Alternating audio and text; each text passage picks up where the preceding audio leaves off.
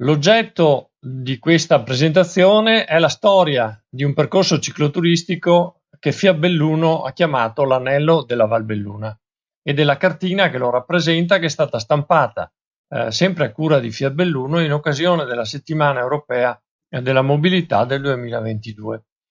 Chi non sapesse dove si trova la Val Belluna, è un territorio che occupa la parte meridionale della provincia di Belluno. Una valle a 400 metri di altitudine che è delimitata a nord da quella vasta area montuosa che rappresenta il Parco Nazionale delle Dolomiti Bellunesi e a sud dalla catena delle Prealpi che definisce il confine geografico fra la valle e la provincia di Treviso. La valle è attraversata dal fiume Piave ed è proprio a cavallo del fiume Piave che si snoda il nostro percorso.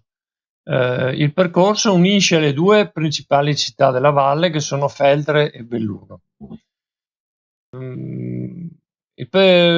Questo percorso cicloturistico ha valenza locale, ma ha la fortuna di essere intersecato da due importanti ciclovie internazionali, la Monaco-Venezia e la Claudia Augusta. Come nasce questo percorso? Nasce dalla volontà, dall'idea e dall'impegno di Bortolo Calligaro, il nostro ex presidente, che si è battuto a lungo perché venisse costruito un percorso ciclistico che unisse Belluno e Feltre. Un percorso che avesse funzioni cicloturistiche, ma nel contempo avesse anche funzioni di mobilità, di agevolare la mobilità in bicicletta fra i paesi e la mobilità urbana. Noi abbiamo ripreso questa idea e questo impegno, lo abbiamo portato avanti e sviluppato con sopralluoghi, progetti, con incontro con le amministrazioni locali e con tante manifestazioni. Abbiamo fatto 10 anni di manifestazioni per questo percorso e negli ultimi 5 anni in particolare abbiamo creato una manifestazione apposita che abbiamo chiamato la Grande Pedalata della Val Belluna. Con la Grande Pedalata della Val Belluna centinaia di persone, di ciclisti, hanno potuto conoscere il percorso e conoscere il territorio che il percorso attraversa. Con tutti loro noi abbiamo incontrato le amministrazioni locali per segnalare di anno in anno quali erano i punti ancora che dovevano essere risolti per creare questo percorso. Negli anni le amministrazioni hanno risposto con opere importanti, significative, con investimenti ingenti che hanno consentito alla fine di risolvere i punti più critici del percorso. A noi è stato sufficiente unire tutti questi interventi con le stradine a basso traffico che ci sono in Val Belluna per definire un anello della lunghezza di 80 km. Anello che ha delle pendenze moderate che si snoda pressoché tutto su asfalto. L'anello, secondo noi, ha dei notevoli punti di forza e una potenzialità cicloturistica molto grande. Offre infatti continuità di percorrenza, protezione e quindi sicurezza al cicloturista, offre intermodalità perché la linea ferroviaria corre parallela al percorso con 3 stazioni intermedie fra Belluno e Feltre.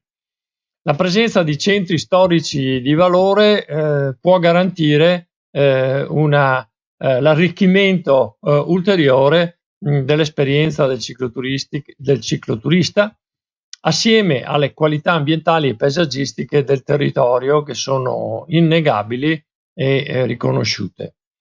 Fra le tante criticità che ci sono, 2 sono secondo noi da rimarcare. Una è la mancanza di un ente di coordinamento che possa dare una visione generale del percorso, agli enti locali che lavorano proprio sul percorso, e come conseguenza, una delle conseguenze è l'assenza di una segnaletica omogenea che riporti il nome dell'anello. Per sopperire almeno in parte a queste carenze e per far conoscere l'esistenza di un anello cicloturistico sul quale sono stati investiti tanti soldi pubblici, abbiamo voluto appunto stampare la cartina. 4.000 copie che abbiamo incominciato a distribuire agli uffici turistici, negozi di bici, nei comuni gratuitamente. E questa cartina riporta nella parte nel retro 15 box, 10 di questi sono dedicati alle evidenze storiche, architettoniche, artistiche, ambientali che è possibile incontrare lungo il percorso. D'altra parte gli altri 5 box sono dedicati invece a delle digressioni che, partendo sempre dall'anello, si inoltrano nel territorio della valle alla scoperta delle varie emergenze naturali storiche che ci sono. Due in particolare entrano nel territorio del Parco dei Dolomiti Bellunesi, raggiungendo due laghi, il lago della Val Canzoi e la Valle del Mis. Ogni box ha anche un QR code che offre l'opportunità di scaricarsi la traccia della digressione.